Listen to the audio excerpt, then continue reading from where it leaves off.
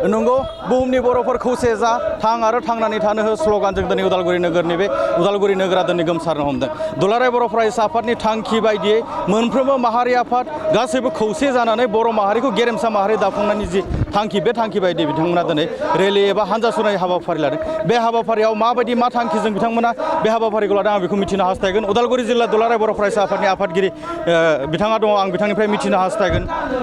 बुहुमनि बर'फोर खौसे जा आरो थांना थानानै थानो दिनै उदालगुरि नोगोरा दिनै नोंथांमोना बिनि उद्देश्यआ थांखि मा? दुलाराय बर' फरायसा आफादा हदायबो बड'फानि जि प्रिन्सिपाल आइडिय'लजि आरो बिथांनि दिन्थिना गालांनाय जिखिनि लामा बे लामाजों जों हदाय आवगायबाय थादों। आरो बड'फानि जि मोनसे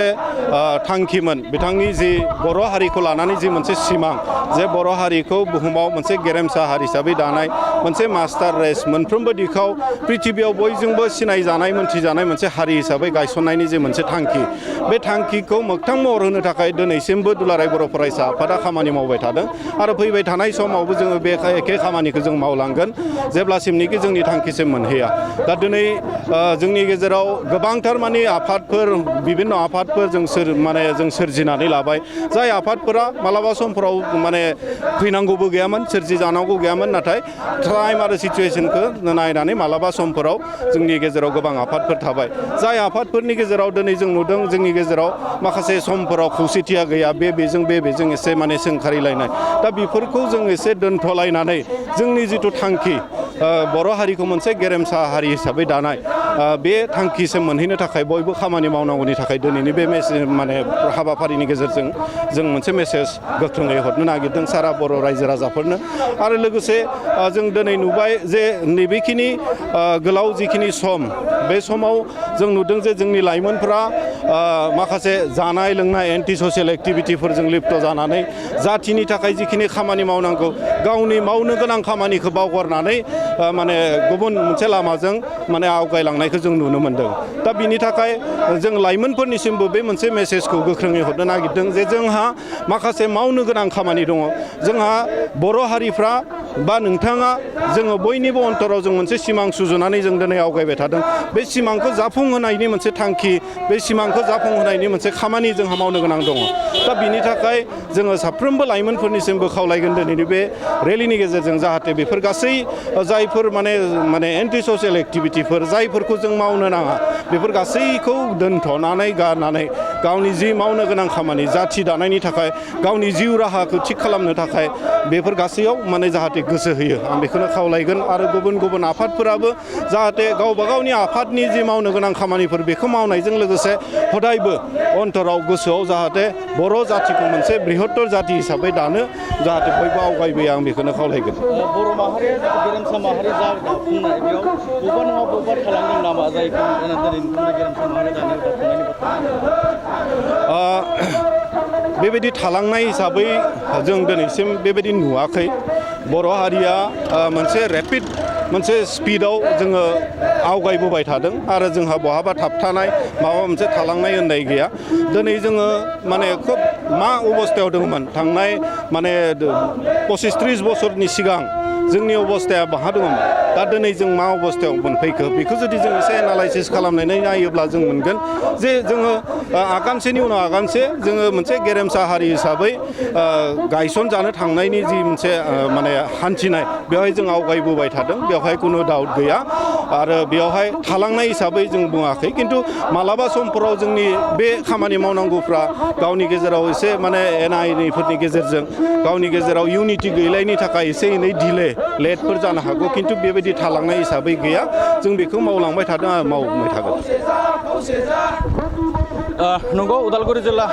दुलाराय बर' फरायसा आफादनि आफादगिरि बिथाङा जि दिनैनि जि हाबाफारि, बे हाबाफारिनि थांखि आरो उद्देश्यखौ बिथाङा फोरमायदों। जोंनि बर' लाइमोनफ्रा ड्राग्स, जौ जुवा बायदिसिना निसा बेसादजों गफबनाय आरो जोंनि गेजेराव खौसेथिखौ आरोबाव गोख्रोंसिन खालामबावनो हास्थायनाय, बे हास्थायनाय थांखिजों दिनै माने जाफुंसार होनो नाजानाय बे थांखिजों दिनै बिथांमोना हाबाफारिखौ लादों होनना बिथाङा फोरमायदों। आरो बिथांनि दुलाराय बर' फरायसा आफादनि अनगायैबो गुबुन गुबुन माहारि आफादफोरा दिनै बे हाबाफारियाव बाहागो लादों। आं बिथांमोननि दैदेनगिरि बिथांमोननिफ्रायबो मिथिनो हास्थायबावगोन खौसेथिखौ माबायदि खौसेथिखौ लुगैदों, दिनै आं बिथांनिफ्राय मिथिनो हास्थायबावगोन।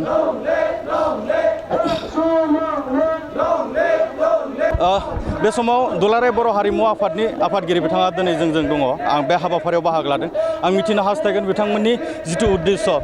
थां आरो थांनानै थानो हो बुहुमनि बर'फोर खौसे जा माबायदि खौसे जाजानायखौ खुलुमबाय दिनै थारैनो जोङो दुलाराय बर' फरायसा आफाद लोगोसे दुलाराय बर' हारिमु आफाद बर' थुनलाइ आफाद आरो गुबुन गुबुन बर'नि माहारियारि आफादजों लोगोसे आथिखालाव जा जों गोनांथि सानदों बिनि थाखाय जोङो दिनै हान्जा सुरदों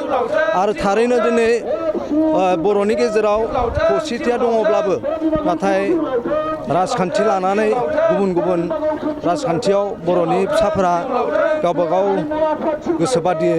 खामानि मावबाय थादों लोगो लाज्लायदों जोङो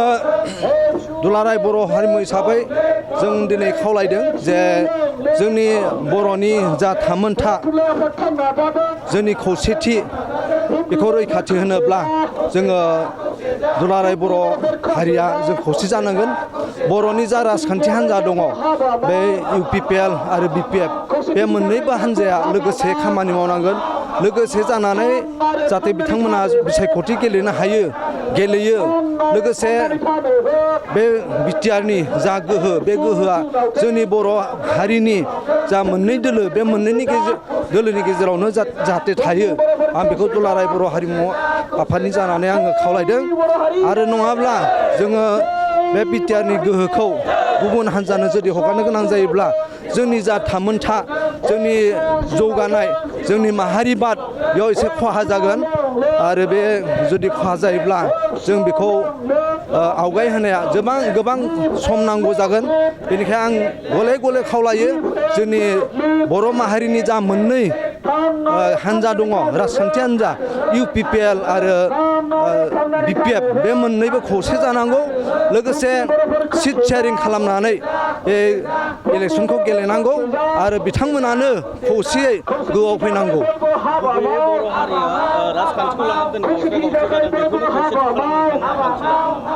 गुबैयै बर' माहारिया दिनै राजखान्थिखौ लानानै गावस्रा गावस्रि जादों बेखौनो दिनै खौसेथि खालामनो नोंथांमोननि थांखि दं नाजादों बे मोजां सोंथि नंगौ दिनै बर' हारिनि गेजेराव बे गुबुन गुबुन हान्जायाव जोंनि बर' फिसाफोरा सापर्ट खालामनानै दङ जे बे UPPL BPF बिनि अनगायैबो BJPआव दङ कंग्रेसाव दङ लोगोसे दाखालि बावै जोंहा मोनसे बर'नि हान्जा दाबावदों बिथांमोनहा जे अनजलि दैमारिनि दैदेननायाव अल्टारनेटिभ पार्टि अफ बड'लेण्ड होननानै नाथाय जोङो बेखौ आसा खालामदोंमोन जे गुबुन हान्जा ओंखारथ'वालासिनो बे बर'नि गेजेरावनो लोगोसे खामानि मावनानै जाहाथे बे बिटिआरनि गोहोखौ लाबोनो हायो आरो जोंहा जा जेंनाफोर दङ जे जेलाव थानाय NDB मावथि बिथांमोनखौ सख'नानै लाबोनाय बे सरकारानो मावनो हायो बेनिखायनो आं दाबो खावलायदों जे जोंनि जेसेबां राजखान्थि हान्जाफोर दङ गासैबो खौसे जानानै बे इलेक्सनखौ गेलेनांगौ आरो देरहानांगौ गोहोआव फैनांगौ नंगौ दुलाराय बर' हारिमु आफादनि